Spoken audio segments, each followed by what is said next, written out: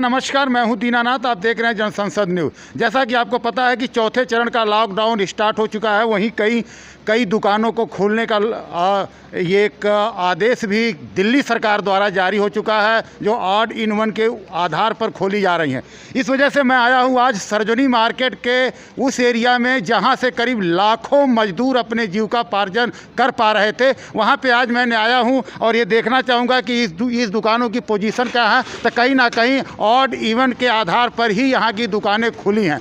आइए हम कुछ विषय में यहाँ पे जानना चाहेंगे। यहाँ पे कुछ सम्मानित जो गहरा समाज से आजीवन संघर्षरत रहे सुधीर कुमार गहरा जी भी मिले हैं। हम इनसे भी कुछ जानना चाहेंगे कि ये क्या कुछ कहते हैं सरोजिनी नगर मार्केट को लेकर के। वहीं कई सवाल हमारे जेहन में है, हम जानना चाहेंगे सरोजिनी नगर मार्केट से कि क्या दिल्ली सरकार लॉकडाउन प्रारंभ करने से पहले प्रथम चरण के अंदर जब 286 मरीज कोरोना के थे तो लॉकडाउन स्टार्ट हुआ, और आज जब लॉकडाउन में इतनी ज़्यादा छूट दी गई है तो लाखों मरीजों से ऊपर हो चुका है हिंदुस्तान। इस विषय पे क्या कुछ कहते हैं सुधीर कुमार जी, आइए हम जानना चाहते हैं सुधीर कुमार। पूरे वर्ल्ड के अंदर ये वाली बात हो रही है कि ये महामारी है, और ये महामारी ऐसी है कि जिसको भी छू रहे हैं, छुआछूत टाइप बीमारी है। इससे बहुत लोग मर रहे हैं, वर्ल्ड में बहुत लोग मर गए हैं, बहुत लोग बीमार हो गए हैं। इसका ना कोई इंजेक्शन है, ना कोई दवाई है। लगभग आज 65-63 दिन हो चुके हैं लॉकडाउन को होते हुए।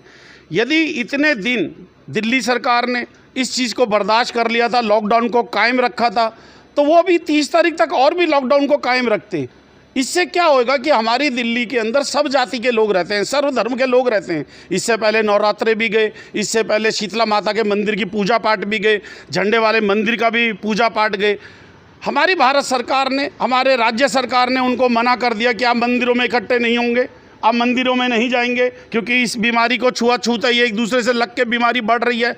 लेकिन एक पर्टिकुलर एक कौम को खुश करने के लिए ये लॉकडाउन खोला गया है। जब इतने दिन लॉकडाउन था, 65 दिन और था, 5 दिन और कर लेते, 70 दिन कर लेते, 30 तारीख को खोल लेते। केवल उन लोगों को खुश करने के लिए लॉकडाउन खोला गया है, जो कि गलत है। दूसरा क्वेश्चन आपका ये है कि जब लॉकडाउन खुल गया तो हम किस तरीके से दुकानदार फेस कर रहे हैं, हम किस तरीके से दुकान को चलाएंगे।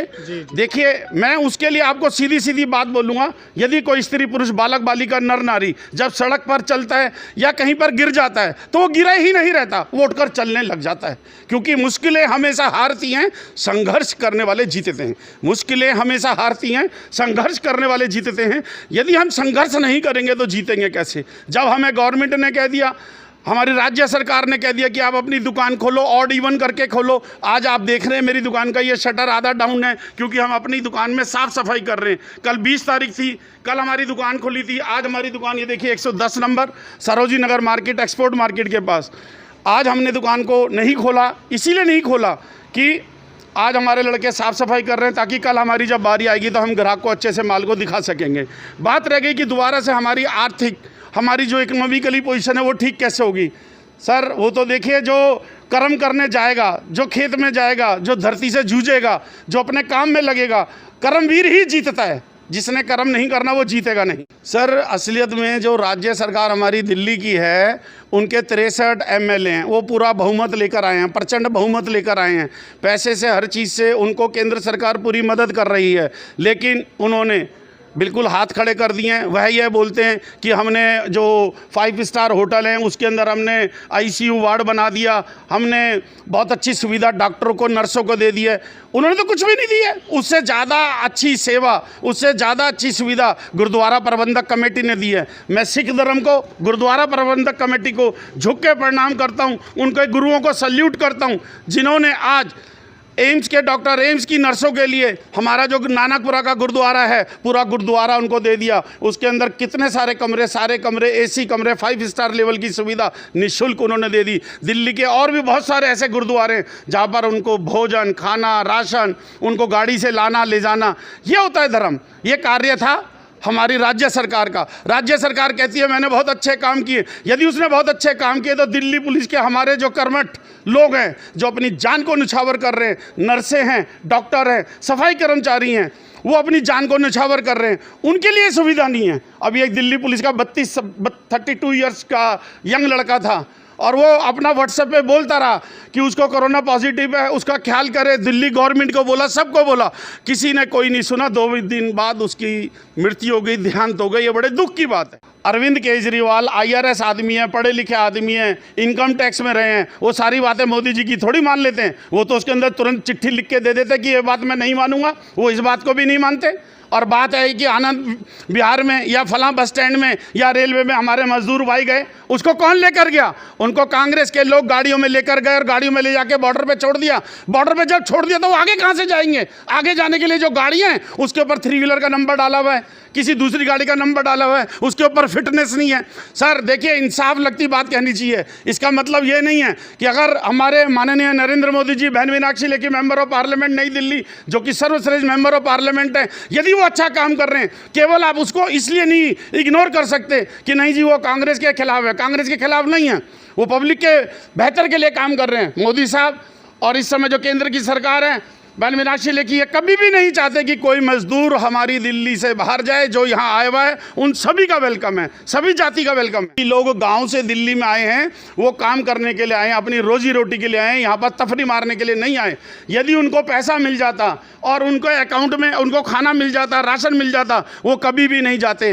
कौन आदमी हिम्मत करेगा 600 किलोमीटर 800 किलोमीटर पैदल चलने की, वो भी अपने बीवी बच्चों के साथ। हमारी नई दिल्ली की मेंबर ऑफ पार्लियामेंट है, उन्होंने हमारे को बताया है कि यदि आप दुकान खोलेंगे, जो हमारी राज्य सरकार है उनके नियमों का पालन करना है। जो दिल्ली पुलिस और जो डिस्ट्रिक्ट मजिस्ट्रेट है, उन्होंने जो हमें रूल्स रेगुलेशन बताए हैं कि आपकी दुकान में जो ग्राहक आएगा उसके लिए एक लड़का बाहर खड़ा करना है, हाथ को सैनिटाइज कराना है, मुंह के ऊपर ये मास्क लगाना है, फिर उसको ग्राहक को एंट्री देनी है। केवल 5 ग्राहकों को एंट्री देनी है, बाकी को आपको बीच में रोक के रखना है। और एक दुकान छोड़कर जब खुलेगी, हमारी ये वाली दुकानें 600 हैं, 600 में यदि 300 दुकान खोलेगी तो 300 दुकान में जो मालिक हैं, एक घर के 4 लोग और दुकान के भी 4 लोग गिन लो, 8 लोग, तो 8 लोग तो यही कम हो गए।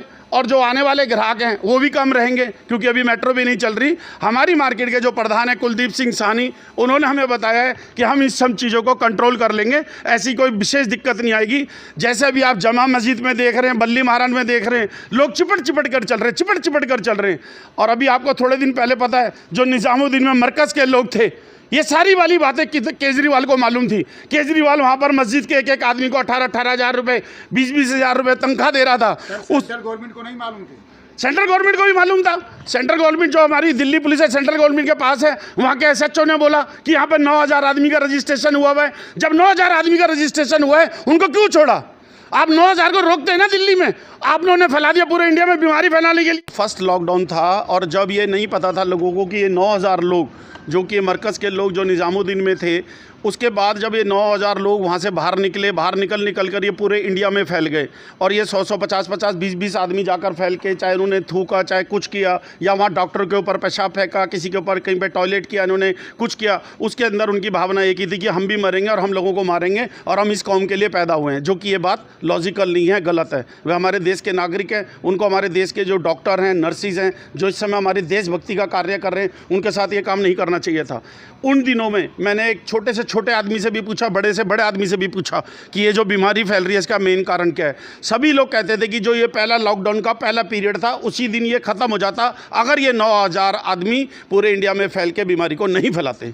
तो इसके पीछे किसको जिम्मेवार मान रहे हो? कौन सी सरकार जिम्मेवार? सर, इसके पीछे सीधा केजरीवाल साहब जिम्मेवार हैं। वो राज्य सरकार में बैठे, CM बनकर बैठे हैं, उनके पास रजिस्ट्रेशन है और सारा उनके पास पता हुआ है, पैसे वो देते हैं, कितने लोग आ रहे हैं, कितने लोग जा रहे हैं। केजरीवाल जी को खाली वोट ही चाहिए, उनको लोगों की चिंता नहीं है। कोई लोग मर रहे हैं, मिट रहे हैं, हमारे मजदूर के साथ कुछ भी हो रहा है, उनको कोई मतलब नहीं है। किसी को लाठी चल रही है, कुछ चल रही है। अगर केजरीवाल कहता वहाँ पर निज़ामुद्दीन में जाकर, जो लोग अभी भगे हुए भी हैं, जो उनका मेन लीडर है वो भगा हुआ भी है, जो मौलाना साहब, अगर वो चाहते और खुलकर बोलते, क्योंकि वो खुलकर नहीं बोलेंगे, क्योंकि उनको पता है हम एक जगह से 50 हज़ार वोटों से जीते हैं। जब वोटों से जीते हैं तो वो उनकी साइड ले रहे हैं, पक्षपात कर रहे हैं। तो क्या सर इस तरह की राजनीति ठीक है करना? बिल्कुल गलत है। पूरे देश के ऊपर, जान के ऊपर बात आ गई है, इससे इस तरह की राजनीति ठीक है? देखिए, इस तरीके की राजनीति नहीं करनी चाहिए। आदमी मरेगा तो भगवान को जवाब देना है, नर्क में जाएंगे, कीड़े पड़ेंगे जो लोग इस तरीके का काम कर रहे हैं, जो हमारे पूरी दिल्ली को जोखिम में डाल दिया है, पूरी दिल्ली क्या पूरे इंडिया को जोखिम में डाल दिया है। आज सब लोग मरने मिटने को तैयार बैठे हुए हैं, हर आदमी डरा घूम रहा है, हर आदमी डरा घूम रहा है। तो मैंने एज ए ग्रुप एडमिन उन जो लोग भड़काते हैं उनका नाम कोरोना ही रखा हुआ है। तो अगर हम ऐसा बोलेंगे तो अतिशयोक्ति नहीं होगा। हम उनको कोरोना से भी संबोधित कर सकते हैं, उनको कोरोना का मुकुट बना सकते हैं। इस समय जो केजरीवाल जी को नाम मिलना चाहिए वो कोरोना के रूप में मिलना चाहिए, क्योंकि दिल्ली को ये बीमारी देने वाला अगर कोई है तो वो कोरोना केजरीवाल, उनको कोरोना नाम से संबोधित किया जाना चाहिए। उनको कोरोना का जो ताज है पहनाना चाहिए। बहन मीनाक्षी लेखी को देवी का रूप मानता है। देवी का रूप इसलिए मानता है, हमारे ग्यारह समाज का एक मंदिर है जो कि अम्बाला में है, कैंट में। वो 1942 में जब देश में सेकेंड वर्ल्ड वार हुआ था तब का मंदिर है। हमारे समाज की लेडीज़ ने बनाया था कि हमारे जो परिवार के लोग हैं वो युद्ध में गए थे अंग्रेज़ों के साथ, तो उन्होंने लेडीज़ ने प्रार्थना करी थी कि माता यदि हम सकुशल वापस मेरे घर के लोग आएंगे तो हम मंदिर बनाएंगे। वो मंदिर बन गया, लेकिन उसको पिछले 40 साल से किसी ने कब्जा किया था। जब हमने बहन मीनाक्षी लेखी जी को ये बात बोली तो उन्होंने हमारे को सीएम, हरियाणा के सीएम के नाम लेटर लिखा, ST/SC आयोग को लेटर लिखा, पुलिस कमिश्नर को लेटर लिखा और वो मंदिर हमारे को वापस दिलाया। तो इसलिए हम बहन मीनाक्षी लेखी जी को देवी का रूप मानते हैं। हमारा ग्यारह समाज गुड़गांव में 12 सेक्टर में रहता है, प्रेम नगर में।